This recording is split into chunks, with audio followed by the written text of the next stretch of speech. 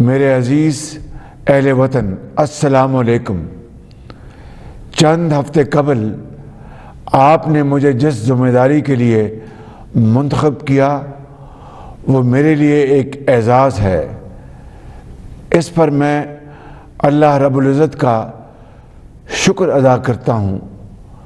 خاص طور پر اس مرحلے پر وزیر اعظم پاکستان کا منصب سنبھالنا کسی کڑے امتحان سے کم نہیں، جب ملک گزشتہ پونے 4 سال کی حکومت کے تباہ کن سنگین حالات سے بچانا مقصود ہے۔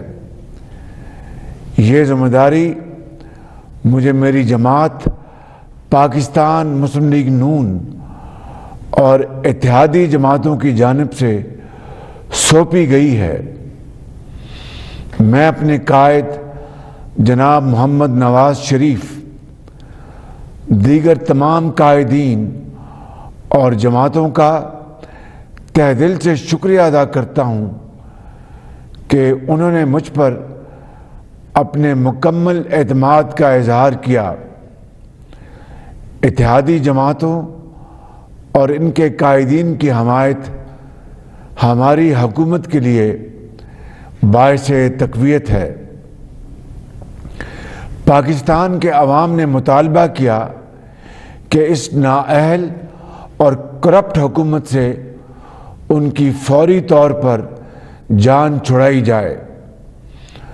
اپوزیشن کی تمام جماعتوں نے مل کر عوام کے مطالبے پر لبیک کہا اور آئین پاکستان کے تمام جمہوری تقاضے پورے کرتے ہوئے اس تبدیلی کو یقینی بنایا۔ پہلی بار دروازے کھولے گئے، پھلانگے نہیں گئے۔ یہ عوام، پارلیمنٹ اور آئین کی فتح ہے۔ میرے عزیز اہل وطن، ہم نے حکومت سنبھالی تو ہر شعبہ تباہی کی داستان سنا رہا تھا۔ 3 دہائیوں کی عوامی خدمت کے سفر کے دوران ایسی تباہی میں نے پہلے کبھی نہیں دیکھی، جو سابق حکومت اپنے پونے 4 سال کی بدترین حکمرانی کے بعد پیچھے چھوڑ گئی۔ یہی وجہ ہے کہ ہم نے پاکستان کو بچانے کا چیلنج قبول کیا، حالانکہ یہ حقیقت ہمارے سامنے واضح تھی کہ اس تباہی سے نکلنے اور ملک کو بہتری کے راستے پر گامزن کرنے کے لیے انتھک محنت اور وقت درکار ہوگا۔ جہاں گزشتہ دور میں ہونے والی تباہی اور بھیانک کرپشن کی ان گنت داستانیں موجود ہیں، وہیں فسادی ذہن نے معاشرتی تانے بانے کو ادھیڑ کر رکھ دیا ہے۔ ہماری سیاست کے رگ و ریشے میں نفرت کا زہر بھر دیا گیا۔ مادر وطن کی فضاؤں میں انتقام، غصے اور بد تہذیبی کی آلودگی پھیلا دی گئی۔ ماضی کے اس دور میں نفرت کی ایک پوری فصل بوئی گئی۔ میرے عزیز اہل وطن، اپنے مذموم سیاسی مقاصد کے لیے سفارتی خط کی نام نہاد سازش تک گھڑی گئی۔ ایک خطرناک جھوٹ بولا گیا، حالانکہ نیشنل سیکورٹی کمیٹی نے ایک نہیں 2 بار پوری وضاحت کے ساتھ کہا کہ ایسی کوئی سازش نہیں ہوئی۔ امریکہ میں ہمارے سفیر نے بھی سازش کی کہانی کو یکسر مسترد کر دیا۔ اس کے باوجود ایک شخص مسلسل جھوٹ بول رہا ہے۔ افسوسناک امر یہ ہے کہ یہ شخص اپنے منفی سیاسی ایجنڈے کی خاطر قومی مفادات اور پاکستان کے سفارتی تعلقات کو نقصان پہنچا رہا ہے۔ میرے اہل وطن، اگر کوئی شخص یہ سمجھتا ہے کہ اس کا گھمنڈ اور ضد دستور پاکستان اور آئینی اداروں کی متفقہ رائے سے زیادہ مقدم ہے تو یہ اس کی بہت بڑی بھول ہے، کیونکہ پاکستان آئین کے مطابق چلے گا، کسی ایک فرد کی ضد سے نہیں۔ میرے بہنوں اور بھائیوں، آپ کو یاد ہوگا جب وزیر اعظم محمد نواز شریف کے دور میں پاکستان نمایاں ترقی کر رہا تھا، اس ایک شخص نے دھونس، دھمکی اور دھرنے کا ڈرامہ رچایا تھا، وہ بھی ایسے وقت میں جب پاکستان کے عظیم دوست چین کے صدر جناب شی جن پنگ سی پیک کا تاریخی معاہدہ کرنے پاکستان تشریف لا رہے تھے، لیکن اس شخص کی ہٹ دھرمی اور دھرنے سے یہ اہم ترین معاہدہ تاخیر کا شکار ہو گیا۔ میں واضح کر دینا چاہتا ہوں کہ عوام کی جان و مال کا تحفظ یقینی بنانا حکومت کا فرض اولی ہے، اور اس پر کوئی سمجھوتا کیا ہے نہ کریں گے۔ سابق حکومت جن حقائق پر جان بوجھ کر پردہ ڈال رہی ہے، وہ حقائق میں آج انہیں یاد دلانا چاہتا ہوں۔ IMF سے معاہدہ آپ نے کیا، ہم نے نہیں۔ ان کی سخت شرائط آپ نے مانی، ہم نے نہیں۔ عوام کو مہنگائی کی چکی میں آپ نے پیسا، ہم نے نہیں۔ ملک کو اس معاشی دلدل میں آپ نے دھسایا، ہم نے نہیں۔ ملک کو تاریخ کے بدترین قرض کے نیچے آپ نے دفن کر دیا۔ عالمی اداروں نے گواہی دی کہ ملکی تاریخ میں سب سے زیادہ کرپشن آپ کے دور میں ہوئی۔ ملک میں لوڈ شیڈنگ کے اندھیرے آپ واپس لائے، اور آج معیشت کی سانس بند ہوئی ہے تو اس کے ذمہ دار بھی آپ ہیں۔ میرے اہل وطن، میری خدمت آپ کے سامنے ہے۔ آپ گواہ ہیں کہ ماضی میں بھی ہم نے مشکل حالات کا کامیابی سے سامنا کیا۔ الحمدللہ ہمارے سامنے صرف اور صرف ایک مقصد ہے کہ وطن عزیز پاکستان کو خوشحال اور ترقی یافتہ، یعنی قائد کا پاکستان بنائیں۔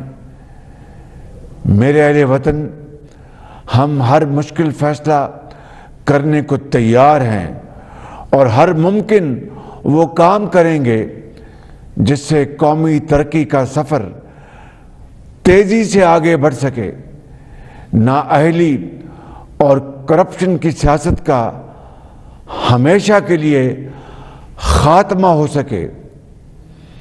میرے بھائی اور بہنوں، ہم نے حکومت سنبھالی تو مہنگائی عروج پر تھی، کاروبار، روزگار، معاشی سرگرمیاں ختم ہو کر رہ گئی تھی۔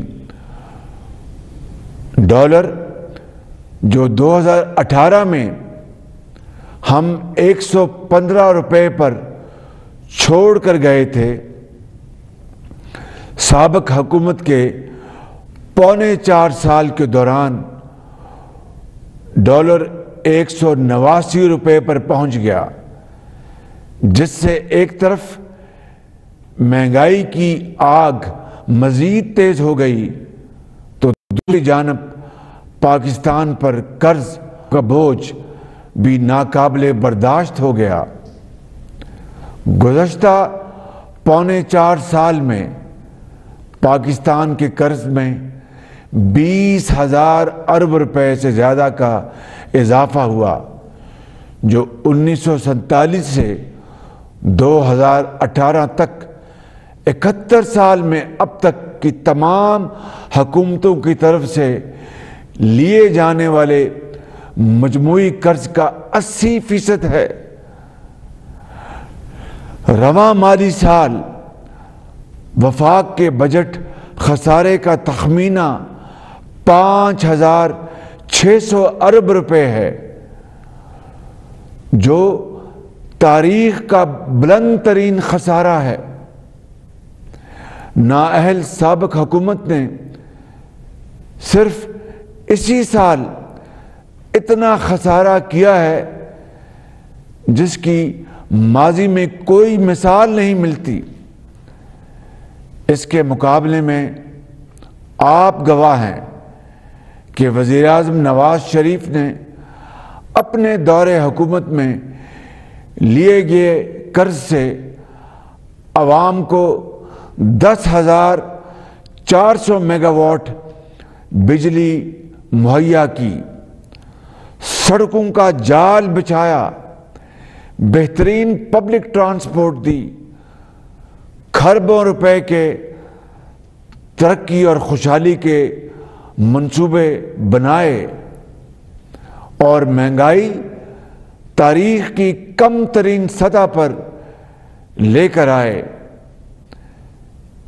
جب ہم نے اب حکومت سنبھالی تو ملک میں 7,500 میگا واٹ کے پاور پلانٹس بند پڑے تھے، کیونکہ سابق حکومت نے مجرمانہ غفلت کا مظاہرہ کرتے ہوئے نہ ایندھن کا بندوبست کیا اور نہ ہی بروقت بجلی کے کارخانے مرمت کرائے، جس کی وجہ سے عوام مہنگی بجلی اور گھنٹوں لوڈ شیڈنگ کے عذاب میں مبتلا ہوئے۔ میرے اہل وطن، ہم نے دل پر پتھر رکھ کر پیٹرولیم مصنوعات کی قیمتوں میں گزشتہ روز اضافہ کیا ہے۔ یہ فیصلہ ہمیں کیوں اور کن مشکل ترین معاشی حالات میں کرنا پڑا، یہ سچائی آپ کے علم میں لانا بہت ضروری ہے۔ دنیا میں پیٹرول اور ڈیزل کی قیمتیں آسمان کو چھو رہی ہیں۔ تیل پیدا کرنے والے ملکوں سے لے کر ترقی یافتہ ممالک سمیت سب اس شدید معاشی صورتحال سے دوچار ہیں، لیکن سابق حکومت نے اپنے سیاسی فائدے کے لیے سبسڈی کا اعلان کر دیا، جس کی قومی خزانے میں کوئی گنجائش نہیں تھی۔ ہم نے اپنے سیاسی مفاد کو قومی مفاد پر قربان کرنا قومی فرض جانا، کیونکہ یہ فیصلہ پاکستان کو معاشی دیوالیہ پن سے بچانے کے لیے ناگزیر تھا۔ اس معاشی بحران میں پاکستان اور اس کے عوام کو سابقہ حکومت نے پھنسایا ہے۔ آج کا یہ مشکل فیصلہ معیشت کو موجودہ بحران سے نکالنے کی طرف ایک اہم قدم ہے۔ میرے بزرگوں، بھائیوں اور بہنوں، ہم غریب عوام کو پیٹرول اور ڈیزل کی قیمتوں میں اضافے کے بوجھ سے بچانے کے لیے 28 ارب روپے ماہانے سے نئے ریلیف پیکج کا آغاز کر رہے ہیں، جس کے تحت فوری طور پر پاکستان کے 1,40,00,000 غریب ترین گھرانوں کو 2,000 روپے دیے جا رہے ہیں۔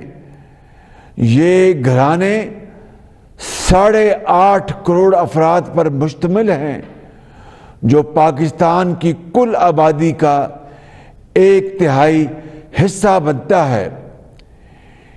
یہ اس مالی امداد کے علاوہ ہے جو بے نظیر انکم سپورٹ پروگرام کے تحت انہیں پہلے ہی دی جا رہی ہے، اور آئندہ مالی سال کے لیے اس ریلیف پیکج کو بجٹ میں شامل کیا جائے گا انشاءاللہ۔ میں نے یوٹیلیٹی سٹورز کارپوریشن کو ہدایت کی ہے کہ پاکستان بھر میں 10 کلو آٹے کا تھیلا 400 روپے میں عوام کو فروخت کیا جائے۔ میرے نوجوانوں، داخلی محاذ کی طرح خارجی محاذ پر بھی گزشتہ 4.25 سال پاکستان کے قومی مفادات کے لیے انتہائی مہلک ثابت ہوئے۔ ہر مشکل گھڑی میں ساتھ نبھانے والے، ساتھ دینے والے پاکستان کے انتہائی قابل اعتماد دوست ممالک کو ناراض کر دیا گیا۔ اب ہم نے ان غلطیوں کی اصلاح اور دو طرفہ تعلقات کی بحالی کا عمل شروع کر دیا ہے، جو آپ کے سامنے ہے۔ ہم پاکستان کے اس اصولی موقف کا پوری قوت سے اعادہ کرتے ہیں کہ جنوبی ایشیا میں پائیدار امن کے لیے بھارت کی ذمہ داری ہے کہ 5 اگست 2019 کے یک طرفہ اور غیر قانونی اقدامات کو ختم کرے، تاکہ بامقصد بات چیت سے جموں و کشمیر سمیت تمام متنازع امور کو حل کرنے کی طرف ٹھوس پیش رفت ہو۔ میرے بھائیوں اور بہنوں، ہمارے سامنے دہشت گردی اور بدامنی کی صورت میں ایک اور چیلنج موجود ہے۔ یہ فتنہ بدقسمتی سے دوبارہ سر اٹھا رہا ہے۔ ہم نے صوبوں کے ساتھ مل کر نیشنل ایکشن پلان کی اثر نو بحالی شروع کر دی ہے۔ یہ قومی مفادات سے جڑے منصوبوں کو تیزی سے مکمل کرنے کے لیے بھی نہایت ضروری ہے۔ گزشتہ 4.25 سال میں میڈیا اور اظہار رائے کی آزادیاں چھین لی گئیں۔ صحافیوں، ناقدین اور سیاسی مخالفین کو سخت ترین سزاؤں سے گزارا گیا۔ پاکستان صحافت اور اظہار رائے کی آزادیوں کے عالمی انڈیکس میں کئی درجے نیچے چلا گیا۔ پاکستان کو صحافت کے لیے بدترین ملک قرار دیتے ہوئے سابق وزیر اعظم کو آزادیاں چھیننے والے آمروں میں شمار کیا گیا۔ حکومت سنبھالتے ہی ہم نے سب سے پہلے سابق حکومت کے اس مجوزہ منصوبے پاکستان میڈیا ڈیولپمنٹ اتھارٹی کو ختم کر دیا، جس کا مقصد میڈیا اور اظہار رائے کی آزادیاں چھیننا تھا۔ میرے بھائیوں، بہنوں اور نوجوانوں، کوئی قوم اندرونی خلفشار پر قابو پائے بغیر ترقی نہیں کر سکتی۔ قوم کی تقسیم اس راستے کی سب سے بڑی رکاوٹ اور اتحاد اور اتفاق اس کے حصول کا واحد ذریعہ ہے۔ آپ کی حکومت نے اس منزل کے حصول کے لیے سیاسی اور گروہی تقسیم سے بالا تر ہو کر عملی اقدامات اٹھانے کا فیصلہ کیا ہے۔ 4.25 سال قبل میں نے بطور قائد حزب اختلاف چارٹر آف اکانومی یعنی میثاق معیشت کی تجویز پیش کی تھی، جسے حقارت سے نظر انداز کر دیا گیا۔ یہ وقت کی آواز اور قومی ضرورت ہے۔